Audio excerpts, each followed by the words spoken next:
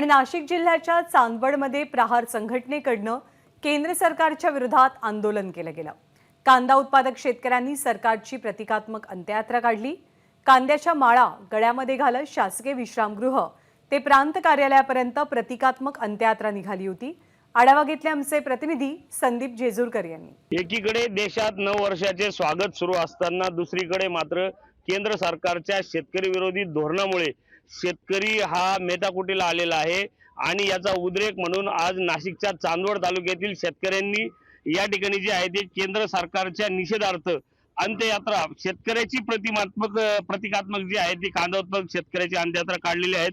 आपण बघू शकतो या ठिकाणी जे आहेत एक कांदा उत्पादक शेतकऱ्यांचं मरण असं अशा पद्धतीने दाखवण्यात आलेले आहेत।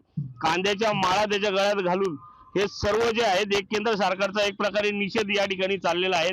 काय झालं, 7 डिसेंबरला यांनी 100% कांदा निर्यात बंद केली। कांदा निर्यात बंद केल्यानं रोज अंत्ययात्रा निघताय, फक्त त्यांना बोलता येत नाहीये। मग त्याची प्रतिकात्मक शब्द जरी वापरत असलो तर ही रंगीत तालीम आहे। हे किती जालीम आहे त्याची ही रंगीत तालीम आहे। तुम्हाला माहिती आहे बँका फायनान्स रोज साधनं ओढून येत आहेत।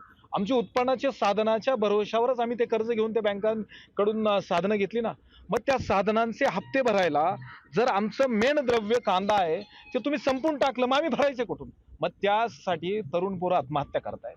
हा पोरगा कालपासून वेदनेत आहे, ह्याची व्यथा कशी जाणून घेणार? केंद्र सरकारचा निषेध करत प्रांत कार्यालयासमोर हे संपूर्ण जे आहेत ही अंत्ययात्रा तिथे काढून आणि तिथं सरण रचत याचा अंत्यविधी केला जाणार आहे।